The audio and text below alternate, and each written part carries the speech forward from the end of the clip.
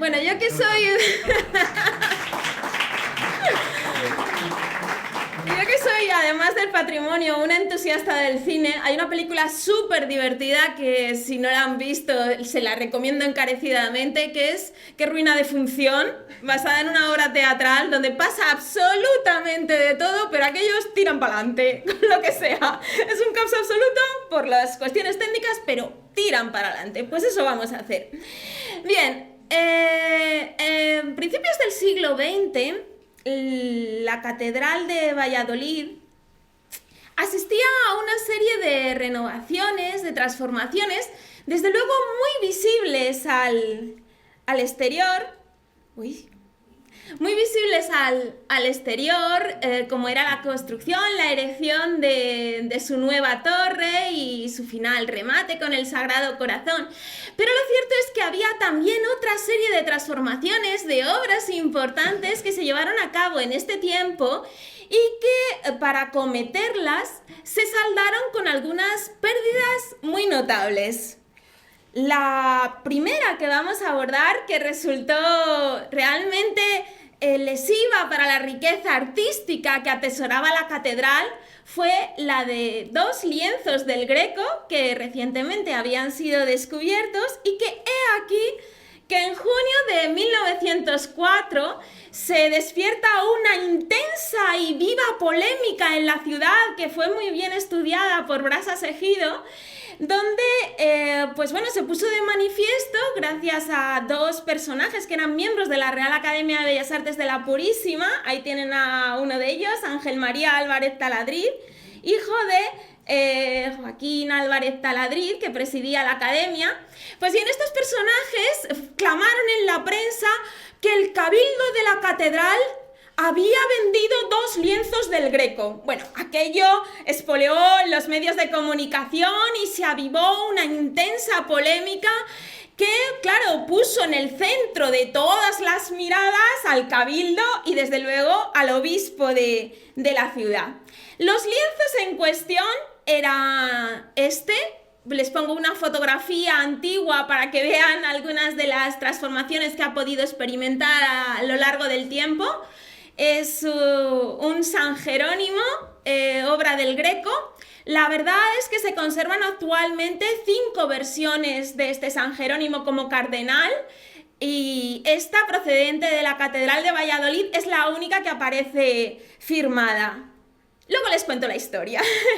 Y el otro lienzo era un caballero de la Casa de Leiva, a tenor por la inscripción que aparecía en la parte superior, que ha sufrido numerosas transformaciones a lo largo del tiempo. La verdad, fue restaurado en 2 momentos, primero en Madrid, después en París, tras haber sido vendido.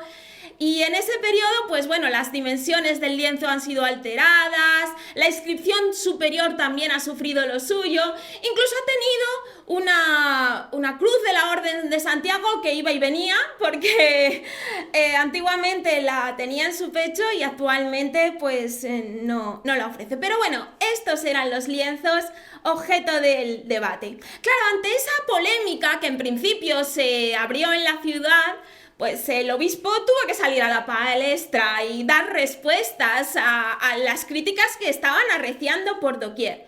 Y aquí que José María Cos y Macho, que en ese momento ocupaba el arzobispado de la ciudad, de la diócesis, respondió que bueno, que sí, que realmente habrían recibido ofertas, estarían en esa diatriba, pero que en absoluto se habían vendido y que, vamos, de haber ocurrido algo semejante, él lo habría sabido, es decir. Pero claro, es curioso que esta respuesta se ofrece en junio de 1904, cuando hemos podido documentar que meses antes ya había sido aprobado por el Cabildo la venta en cuestión de los mismos. Ahí tienen el recorte de lo que aparecen en las actas capitulares y también en el libro de cuentas de la catedral. Se encargó una comisión, y esto es muy interesante, porque la misma comisión de obras que se encargaba de las reformas de la catedral era la comisión también de ventas, que se encargaba de, pues bueno, de recabar fondos con los cuales acometer las ventas. Y una buena manera de recabar fondos era esta, liquidar parte del patrimonio. Quédense con esa cifra, porque a mí me parece muy interesante. Las cifras no deben de pasar desapercibidas. Y luego les voy a ilustrar por qué. Respecto a la venta de antigüedades, se aprobó que se vendían esos 2 lienzos del Greco que habían sido descubiertos en la catedral no hacía mucho tiempo, pero por una cantidad que no fuera inferior de 25.000 pesetas. 25.000 pesetas los 2 juntos. Bien, dejémoslo ahí. La polémica no se quedó en modo alguno en Valladolid, sino que salpicó al ámbito nacional, porque coincidió en el tiempo no solo con esta venta y previsible exportación de obras del Greco que habían salido de Valladolid, no, es que en las mismas fechas estaban vendiendo otras obras, también del cretense, por distintos lugares de la geografía española. Pero no solo eran obras del Greco, es que estaban saliendo obras de Goya, es decir, numerosas piezas de grandes maestros que hizo que la prensa nacional entrara de lleno. Aquí les ofrezco algunos recortes de distintos diarios de tirada nacional, El Imparcial, El Heraldo de Madrid. Todos ellos participaron vivamente de esta polémica. ¿Qué se ponía sobre la mesa? Pues la verdad es que se debatió de todo. Ya no solo era cuestión de que el patrimonio de la ciudad de Valladolid o el patrimonio español probablemente hubiera perdido 2 piezas muy notables. No, lo que se ponía de manifiesto era otra serie de problemáticas que no habían sido resueltas todavía, como por ejemplo la libre disposición que la Iglesia podía hacer de estos tesoros que a fin de cuentas custodiaba. Ese era un problema que todavía no había sido resuelto. Y por otra parte, otra de las cuestiones que se debatieron muy vivamente era, bueno, ¿es que acaso ese es un precio razonable? ¿No se podía haber obtenido algo más? Bueno, la verdad es que se debatieron muchísimas cuestiones. Incluso el diario de cabecera de Castilla y León, El Norte de Castilla, llevó a su portada la cuestión, incluso reprodujo, como pueden advertir, las 2 imágenes de las obras de arte vendidas. Me parece muy interesante ese debate porque se utilizaron titulares, yo creo que muy contundentes y frases que si las tratáramos de imaginar resultan muy poderosas. Se llegó a decir que España era como una gran vitrina rota, en la que todos, nacionales y extranjeros, tienen derecho a llevarse lo primero que encuentran a mano. Yo he tratado de imaginar esa vitrina rota llena de obras de arte y me ha ayudado la IA a imaginarlo, porque es que me supera, francamente, ¿no?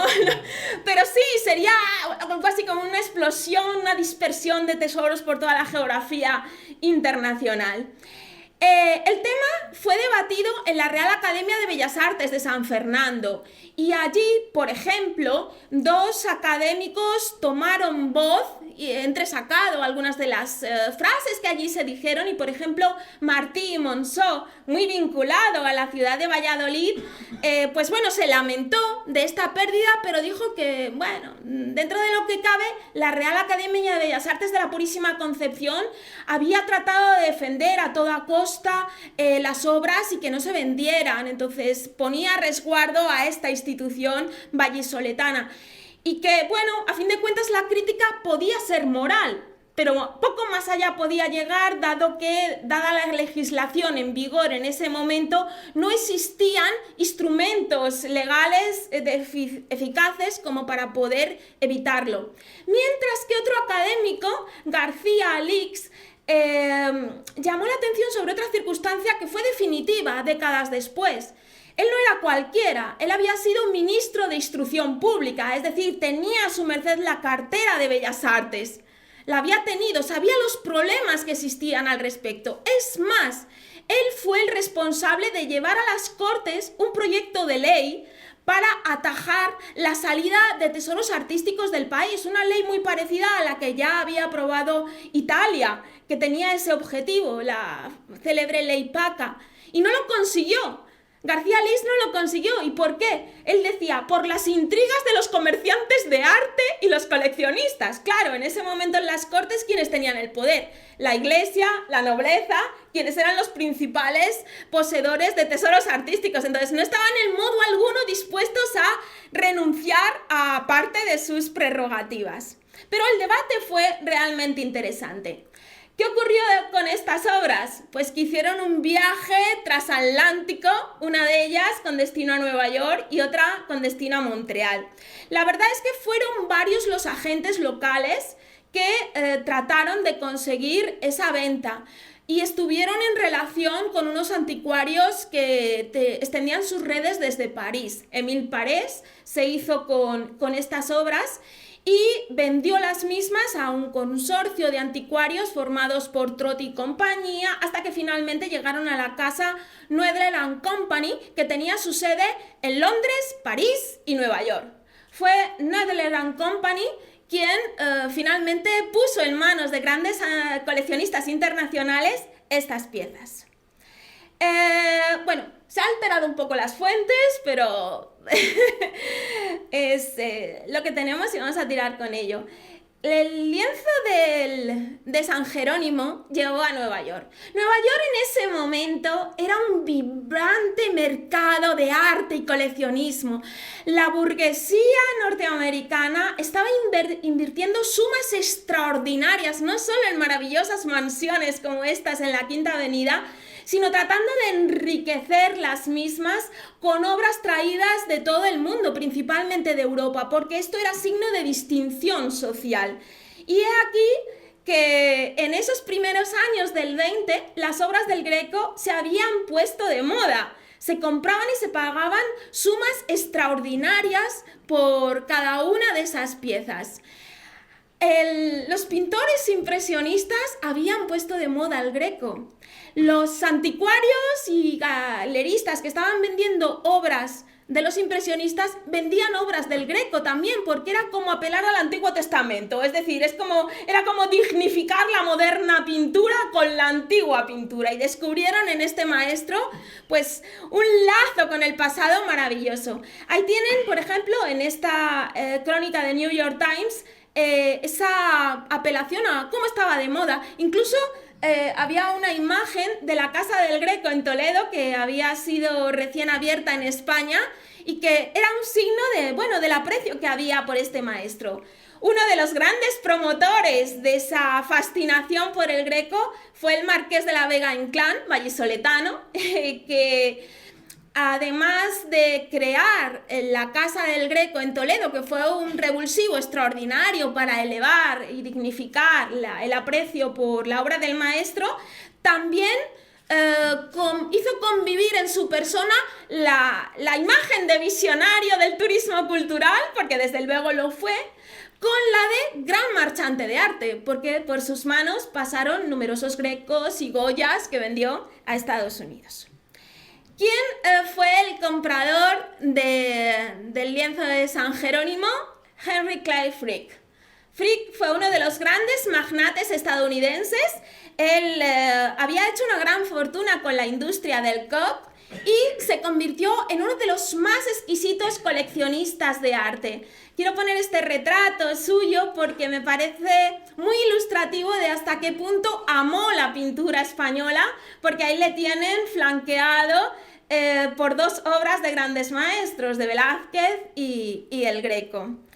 Bien, él procedía de Pittsburgh, donde empezó a hacer fortuna, pero hacia principios del siglo XX decide construirse una gran residencia en Manhattan, en la Quinta Avenida, muy cerca del Metropolitan Museum of Art de Nueva York, y quiso que esa residencia fuera no solo un lugar para vivir, sino un receptáculo de todos los tesoros que fue capaz de adquirir, donde desde luego la obra del Greco estuvo muy presente. Por ejemplo, él adquirió también esta expulsión de los mercaderes del templo, que fue propiedad de Aureliano Beruete, pintor español, quien fue también director del Museo del Prado. Y para que se hagan idea de cómo estaba el circuito comercial en este tiempo, Beruete decía que, era una lástima que vender y desprenderse de esta obra, pero había ido Frick, le había ofrecido 120.000 francos y bueno, no era cuestión de tener esa fortuna colgada de la pared.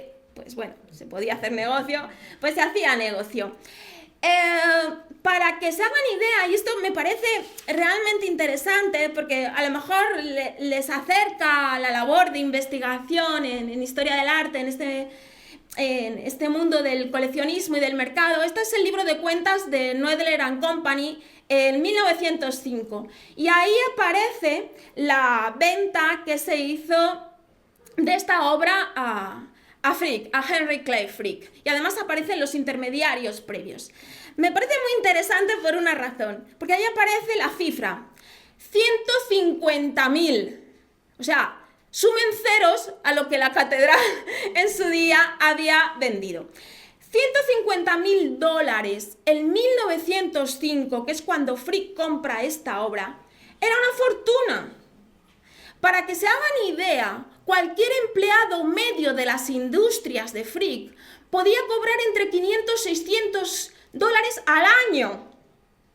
Es decir, que yo estaba haciendo cuentas estos días con la calculadora y con 150.000 dólares, aunque es muy difícil traer la comparativa a nuestros días por pues, los cambios de la inflación, etcétera, el patrón oro, en definitiva, pero podríamos decir que unos 150.000 dólares aproximadamente hoy en día serían como 5 millones de dólares, más o menos.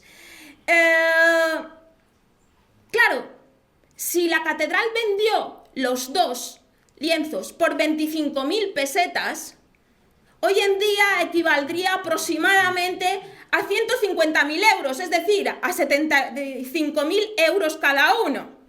Comparen, 75.000 euros cada uno con la cifra de 5 millones de dólares aproximada que sería hoy en día. Con la cantidad que Frick pagó, se podían comprar hasta entre 6 y 15 mansiones de lujo o edificios completos de apartamentos en su época. Eso no era un dineral, y además en ciudades como Boston o Filadelfia. Es decir, las cifras se nos escapan.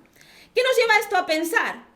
Que, hombre, la venta a lo mejor en cuestión económica no anduvo muy acertada. Se podía haber obtenido mucho más dinero. Ahí está el registro de esta obra en la colección Frick, donde tempranamente empezó a valorarse y así aparecía en la prensa las grandes inversiones del coleccionista. A ver, allí enseguida se monetizaba y es algo que se sigue haciendo, esa valoración del arte en función de lo que el coleccionista ha pagado por las obras. Y algo que se destacaba era lo que valía su colección y lo que había pagado por cada una de esas piezas. Y ciertamente 150.000 era una verdadera fortuna para la época. Y entre esas obras, desde luego, destacaba ese San Jerónimo del Greco como una de las más espectaculares.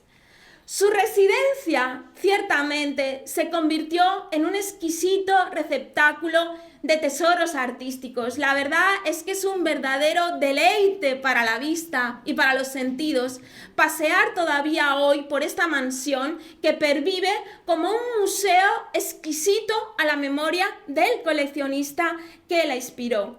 Cada una de sus salas es un viaje maravilloso por el arte europeo, además con piezas maestras, porque él se dejó asesorar muy bien. Uno de sus asesores fue el marchante de arte, Sir Joseph Dubin, quien habitualmente le decía: cuando se compra con dinero lo que no tiene precio, siempre se compra barato, con lo cual le pedía lo que fuera. Y así consiguió desembolsar sumas extraordinarias en esta como en otras tantas obras. Ahí tienen el lugar en el que se acomodó este lienzo procedente de la Catedral de Valladolid, en un lugar exquisito y en un lugar preferencial dentro de uno de los grandes salones, además flanqueado por los dos Tomases, las dos obras de Holbein el joven, Tomás Moro y Tomás Cromwell, que flanquean a San Jerónimo. La verdad es que la colección recientemente ha viajado con motivo de las obras que se llevaron a cabo en la Frick Collection de Nueva York. Fue una excusa perfecta que permitió que el Museo del Prado recibiera y bueno, pudiera mostrar una exposición maravillosa de obras maestras de la Frick, donde ahí estaba, ahí estaba. Y además fue también una ocasión maravillosa para ver esas obras fuera del contexto, porque estuvieron durante un tiempo expuestas en un lugar que no era el propio, el de esa opulencia propia de principios del siglo XX. Retornado ya a su emplazamiento original, hoy sigue conviviendo con estas estancias maravillosas y ocupando el lugar de preferencia que su coleccionista le deparó. La otra obra es, creemos que Retrato de un caballero de la Casa de Leiva, viajó a Montreal. Y esto es así porque fue adquirida por William Van Horn, quien era un empresario, en este caso, dedicado a la industria ferroviaria principalmente, porque llevó a buen término buena parte de las líneas férreas en Canadá. Así hizo fortuna. Y en su mansión pues albergó una rica colección de arte, es la mansión de Montreal, albergó una riquísima colección artística que fue destacada en su tiempo como una de las más exquisitas del país, y entre las obras que tenía a su merced, como ahí ven, está este caballero de la Casa de Leiva, obra del Greco, como resaltó el New York Times en 1915. La residencia era de las más admiradas de esa Golden Age, esa edad dorada del coleccionismo artístico. E incluso durante los años 20 todavía permanecía ese sabor antiguo, ese lejano esplendor que su inspirador le había concedido, como pueden ver en estas instantáneas ya de los años 20 de aquellos salones. La residencia, sin embargo, fue demolida en 1973, lo cual fue un acontecimiento terrible en Montreal, pero al mismo tiempo muy interesante, porque promovió un movimiento ciudadano de defensa del patrimonio. Es decir, este fue como un acicate de las glorias que se estaban perdiendo, y se organizaron sociedades y asociaciones dispuestas a reivindicar el patrimonio artístico y cultural de Montreal, y fue el punto de partida. Pero no teman, en este derribo no desapareció nuestra obra, porque su hija Adeline Van Horn había heredado el lienzo del Greco y a su muerte lo legó al Museo de Bellas Artes de Montreal, donde actualmente se preserva y lo podemos seguir contemplando y disfrutando cuando tengan ocasión de viajar a la ciudad. Ha sido viajero también, pudimos verlo hace unos años en una gran exposición en París, y bueno, sigue su vida en un lugar bastante alejado de la capital vallisoletana. Por lo que se refiere a la venta de la reja de Coro, este es otro de los capítulos, yo creo, que viven en la memoria colectiva de una manera, yo creo que muy intensa, está muy presente, su ausencia es muy elocuente. Bien, el capítulo que llevó a esta pérdida arranca mucho tiempo atrás, de 1929, cuando definitivamente se aprobó esa venta. Y ese tiempo atrás, como Jesús Urrea puso de manifiesto cuando estudió tanto la reja en sí como el trascoro, todo lo que formaba el coro de la catedral, incluso la propia catedral, cabe hallarla en descripciones realmente antiguas para el caso, como es el viaje de Pons, donde comparó el coro y su sillería como el traje de un arriero con el de un cortesano, como si aquello fuera algo que afeaba la catedral más que la embellecía. El camino hacia la desaparición de esta obra comenzó a principios de la década de los años 20, cuando el arzobispo Remigio Gandásegui decidió que, bueno, era oportuno llevar a cabo una serie de obras en el edificio que consiguieran que el interior del templo fuera mucho más diáfano, Entonces, eliminar ese estorbo del coro central, de su reja, podía satisfacer esas inquietudes. Y eso es algo que se recoge en las actas capitulares. De hecho, en el año 28, definitivamente se afirma en el punto primero de esa reforma que pasaba por la supresión de la reja de coro, que el nuevo proyecto no tenía lugar, no había espacio para la misma. Y fue así como se tejió la desaparición de esta obra monumental que Jesús atribuyó a Rafael Amezúa y que pasaba por ser una de las obras más monumentales, desde luego, que atesoraba el templo. Para llevar a cabo esa reforma, nuevamente, la catedral necesitaba recursos, necesitaba fondos, lo cual es una verdadera paradoja. Para eliminar el coro de la catedral y ganar más diafanidad en el templo, se vendió la reja de coro, con la cual conseguir recursos con los cuales emprender las obras. No fue la única venta que acometió el templo en ese tiempo, porque fueron precedidas por otras. Por ejemplo, se vendieron los terciopelos, los tejidos que estaban en la capilla mayor. Pues me callo. Hubo, en definitiva, varias ventas hasta llegar a la decisión de desprenderse de esta reja. Hay muchos asuntos interesantes en este tema. Uno, ¿cómo se valoró? ¿Cómo se apreció la obra? Pues se apreció al peso. Se pidió consejo al rejero de la ciudad, al maestro rejero de la ciudad, señor Cid, que este estimó que, la reja podría valer entre 80 y 90 céntimos el kilo. Entonces, cuando les llegó una oferta de 1 peseta 15 céntimos el kilo, aquello les pareció maravilloso, porque era mucho más de lo que a priori se había tasado.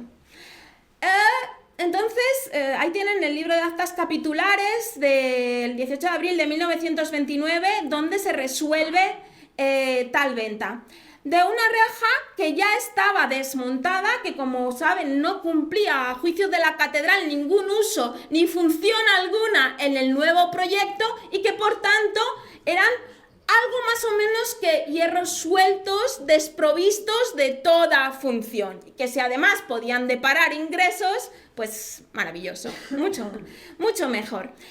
Según cita las actas capitulares, también se habló de los 2 púlpitos de lectura del antiguo presbiterio, de hierros sueltos e inservibles, del zócalo de piedra de Campaspero, todo en la cantidad alzada de 500 pesetas, es decir, de más de 500 pesetas. Pero vayamos a las cifras después.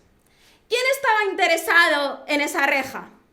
Vamos a tener que viajar nuevamente al otro lado del Atlántico y les voy a presentar no al interesado realmente, sino a quien la acabó comprando, que fue William Randolph Hearst, el gran magnate de la comunicación, inmortalizado por Orson Welles en su célebre película Ciudadano Kane. Bien, en esos años Hearst estaba construyendo una de sus diversas mansiones, en este caso en California, en San Simeón, en unos terrenos que había heredado de su padre. Acabó convirtiendo lo que era un rancho en un complejo residencial mucho más ambicioso, y encargó a Julia Morgan, su arquitecta, pues que hiciera algo más digno para poder pasar los fines de semana, invitar a poder acomodar a sus invitados, etc. Y aquí, que esta es la residencia que todavía pueden ver. Ven la piscina al aire libre, también tenía piscina de invierno, la casa grande, las residencias para los invitados, un complejo maravilloso que subsiste hoy, conocido como Hearst Castle, si desean visitarlo, a medio camino entre Los Ángeles y San Francisco. Parecía que las rejas le gustaban, las rejas históricas y monumentales. Esto es algo que el propio Orson Welles advirtió, porque en los minutos iniciales de la película Ciudadano Kane, estos son algunos de los planos que aparecen. Nos adentramos en la residencia a través de una gran verja en la cual se ve la letra K de Kane, y de hecho siguen otros detalles hasta que nos acercamos a la mansión.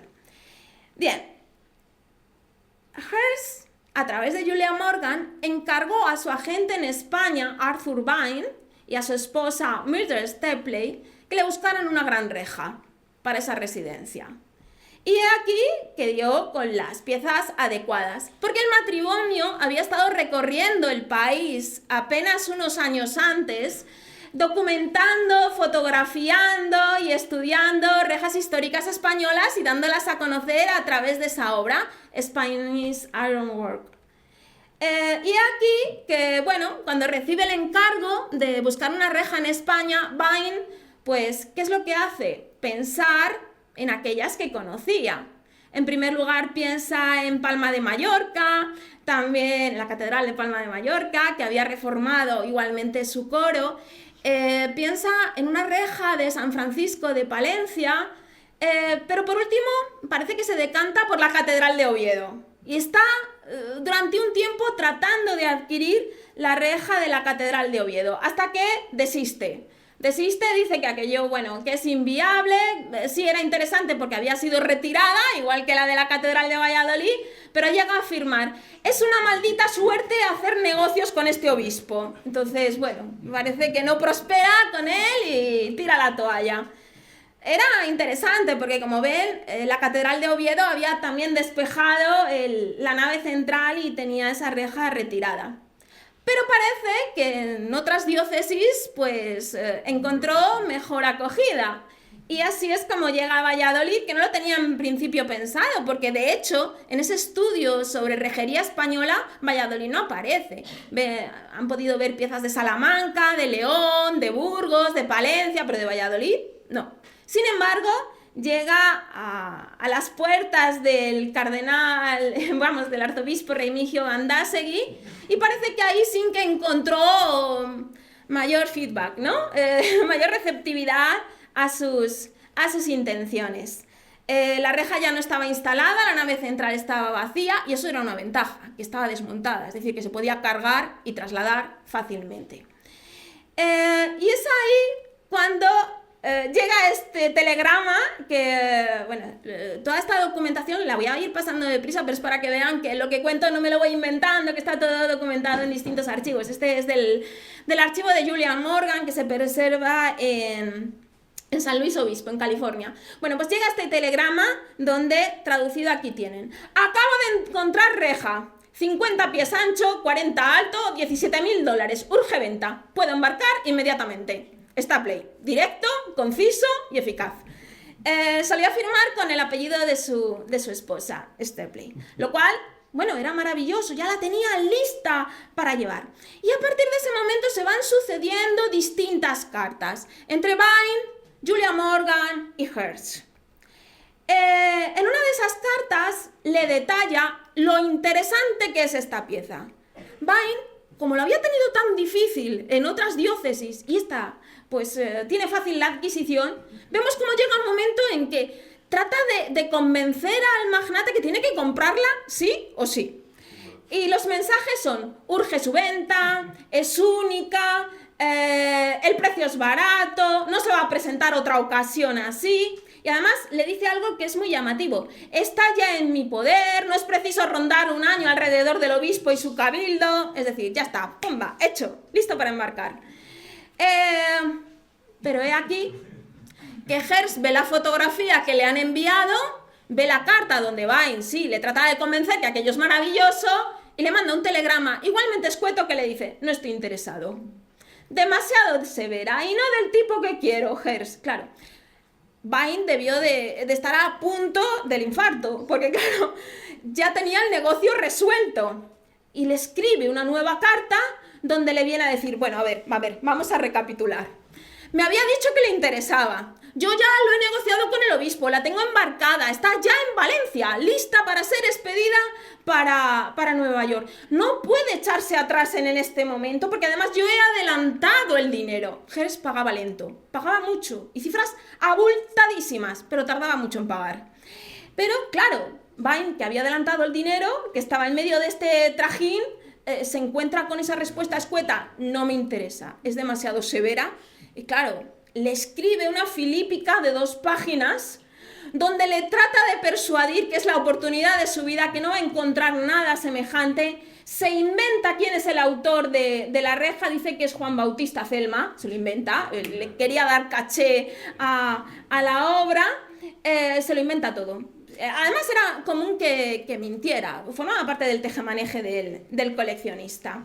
Con lo cual, claro, se puso tan pesado que Hearst envía un nuevo mensaje que dice, vale, venga, aceptamos pulpo. De acuerdo, nos quedamos con la reja. No parecía gran cosa. Fijaos, es que se ve como resignado casi a comprarla. No parecía gran cosa, pero bueno, probablemente es bonita. A lo mejor hasta merece la pena. Es decir, que la compra sin mayor interés. Pero claro, esto es interesante. Nuevamente entran en juego las cifras. Él paga $17.000 por la reja de la Catedral de Valladolid. Al margen quedaban los gastos de transporte, etcétera, etcétera, que solía pagar aparte. $17.000 en 1929 te podía dar para comprar una gran mansión. El año 29 además es un año muy delicado porque justo unos meses después tiene lugar el crack de la bolsa, la pieza la compra justo antes. O te podías comprar 10 coches de gama alta, es decir, no era tampoco una cifra pequeña. Pero claro, pensemos en las que había manejado el Cabildo de Valladolid. Si la vendió a una peseta 15 céntimos el kilo, y si tomamos por cierta la cifra, que los kilos que daba el profesor Urrea en su estudio sobre la obra, salen unos 15.681,4 pesetas, aproximadamente. Claro, 15.681 pesetas, que serían actualmente al cambio, pongamos, siendo muy aproximados, entre 8.000 y 12.000 euros hoy en día. Pero es que si lleváramos los dólares que pagó Hearst a la actualidad, serían como 258.900 euros. Es decir, no hay equiparación posible entre la ridícula cifra por la cual vendió la catedral esta obra y la suma que pagó Hearst, que fue muy alta para la época. Y no solo eso, sino que en las actas capitulares se hace constar que la gente recibe 5 céntimos el kilo como pago a sus gestiones. Es decir, que Bain, que no aparece en ningún momento en la documentación capitular, que estaba llorando por lo mucho que había invertido, porque no quería ver frustrada su operación en modo alguno, se estaba llevando una buena cantidad, a costa también del Cabildo. Bien, la reja llega a Estados Unidos, a Nueva York, y aquí que la arquitecta de Hearst, Julia Morgan, manda una carta a Bain y le dice, mire, aquí me tiene aquí sin poder dormir por las noches, imaginando qué diablos hacer en una casa con una reja de 40 por 50 pies.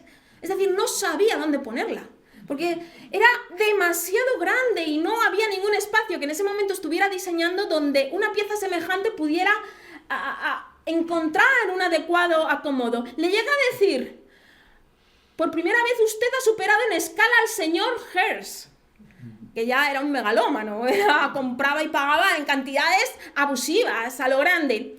Y es muy curioso porque en la misma carta dice, por cierto, aquí tenemos un elefante, Marianne, del que le incluyo foto. Es verdad, el rancho Hearst tenía un zoológico y acaban de hacerse con una elefanta. Claro, la metáfora era muy interesante. Para Julia Morgan, esa reja de la Catedral de Valladolid era como un elefante. No sabía dónde colocarlo.